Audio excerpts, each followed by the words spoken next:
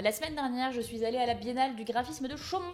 J'ai trouvé ça mieux que la première fois, tout simplement parce que là, j'ai pu voir plus d'expos que la première fois. La première fois, je suis allée trop tard et les expos étaient finis. C'était plutôt cool. Le Signe, c'est ce qu'on appelle le Centre national du graphisme. Donc c'est vraiment l'épicentre du graphisme en France. Pourquoi ? Parce que depuis des années, il y a le festival de l'affiche de Chaumont qui est très connu, qui est très réputé. Et ils ont décidé de prendre ça, vu que c'est assez connu, pour faire quelque chose d'encore plus fat et vraiment en faire un lieu de graphisme. Donc maintenant, Chaumont, c'est vraiment la ville du graphisme, elle est connue en tant que telle. C'est une biennale internationale et au festival de l'affiche, donc qui fait partie maintenant de la biennale, on a vraiment des gens du monde entier. Donc c'est très très cool parce qu'on peut voir des choses vraiment hyper différentes. Le Signe, c'est vraiment donc l'épicentre à Chaumont pour le graphisme. C'est l'ancienne Banque de France et l'architecture, elle est absolument dingo. Très très très très brute, c'est full béton.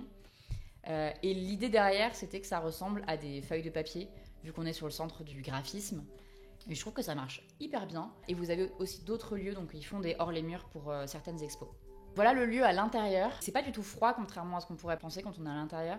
Parce que les affiches, vous allez voir, sont tellement colorées. Ils ont vraiment fait un contre-pied entre l'architecture et les scénographies intérieures. Le but du coup du Signe, c'est vraiment de faire en sorte qu'il y ait un dialogue qui s'ouvre entre le public et les acteurs du design, et notamment du graphisme pour le Signe. Ils font pas mal de micros-ateliers, et des ateliers avec des enfants, avec des adultes.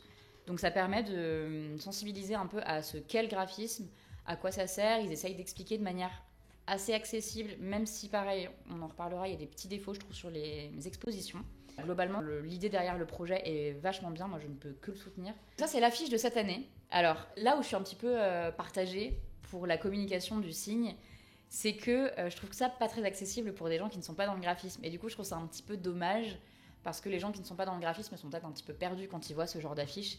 C'est très dur à lire. Je trouve qu'il devrait y avoir peut-être des déclinaisons de l'affiche, certaines qui sont vraiment très très graphiques, pour vraiment parler aux designers, et d'autres qui sont peut-être plus accessibles, où on comprend bien, pour que les gens justement aient envie d'aller voir et aient envie de comprendre un petit peu le graphisme. La première expo et donc l'expo phare de la Biennale, c'est du coup le festival de l'affiche. Quand vous arrivez, il y a une sélection d'affiches qui a été faite. C'est pas forcément sur l'année 2023, ça peut être des affiches plus vieilles. Et du coup, il y a une sélection et il y a une remise de prix du coup en novembre. Donc il y a un jury composé de designers qui vont décider quelles sont les plus belles affiches. Moi, je vous avoue que je m'en fiche du résultat, j'y vais juste pour voir des trucs complètement dingos. C'est très très très très très expérimental ces affiches. C'est pas vraiment des affiches, encore une fois, qui sont accessibles pour le grand public, je trouve. Mais c'est chouette parce qu'on voit des choses qu'on ne voit pas forcément partout. La plupart sont quand même assez innovantes. Il y a du travail sur la typographie, il y a du travail sur les sigles. Donc hyper intéressant de voir ça. Petit coup de cœur moi sur ces affiches-là. Alors vraiment l'ensemble, le package. Toutes les affiches que vous voyez là, je les trouve très très stylées. Donc vous voyez, en termes de style, il y a vraiment des choses ultra différentes. C'est aussi ça qui fait que c'est intéressant d'aller voir ce festival. C'est que du coup, il y a plein de choses complètement différentes. Il y a des choses très colorées, des choses en noir et blanc, des choses très graphiques, des choses plus illustratives. Et il y a des choses du monde entier. Donc, la scénographie est assez simple, mais encore une fois, les affiches sont tellement différentes, tellement colorées, qu'il n'y a pas besoin d'une scénographie colorée, quoi. Enfin, ça aurait été too much. Il y avait une autre exposition qui s'appelait Procédés d'intention. Alors cette exposition, je suis hyper partagée. En fait, elle est très expérimentale, donc c'est chouette parce qu'on peut voir un peu des processus innovants. Sauf que je trouve que tout est assez peu expliqué et j'ai trouvé que tout était peu accessible. Et ce qui est assez ironique, c'est que sur le site, on nous explique un peu mieux cette exposition en nous disant que justement, elle est là pour un peu disrupter et qu'elle est là pour nous faire comprendre que non, le design, ce n'est pas élitiste. Alors sur le discours, je suis complètement d'accord, le design s'adresse à absolument tout le monde puisqu'il est accessible.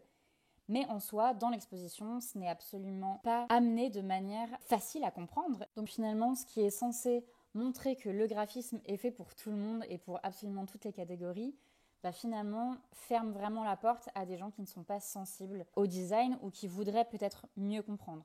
Alors dans le fond, super idée, mais dans la forme, je reste un petit peu sur ma faim.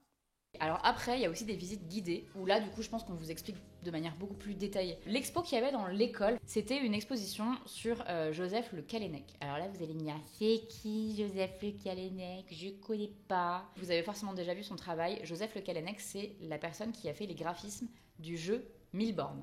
Rien que ça. Et du coup, l'exposition, c'était un peu pour montrer à quel point déjà il a travaillé sur le Milborn sur plusieurs éditions différentes, mais qu'il a aussi travaillé sur plein d'autres jeux et pour montrer un petit peu toute son œuvre. Il a beaucoup travaillé notamment dans les années 40, 50. C'était très très chouette parce que du coup on avait tous les graphismes et les packaging de cette période-là et c'était incroyable. En termes d'inspiration, de graphisme, de couleurs, les couleurs étaient...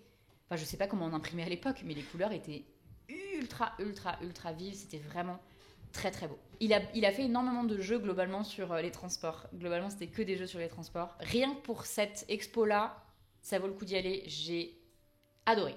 La dernière expo était hyper intéressante. En gros, il nous montrait à quel point dans le marketing pour petites filles et le marketing pour petits garçons, la couleur rose et bleue était encore vraiment omniprésente et à quel point les filles, les mots étaient vraiment toujours et pour les mecs c'était mais là par exemple vous avez vraiment les mots les plus utilisés pour tout ce qui est marketing pour les filles, donc cœur, amour, joie, fleurs, licorne, étoiles, animaux, les rêves, gna gna gna, tous ces petits trucs-là, les bisous, les machins. Et pour les mecs, sauvage, dinosaure, du skate, explorer, le monde, l'extérieur, etc. Donc on est vraiment sur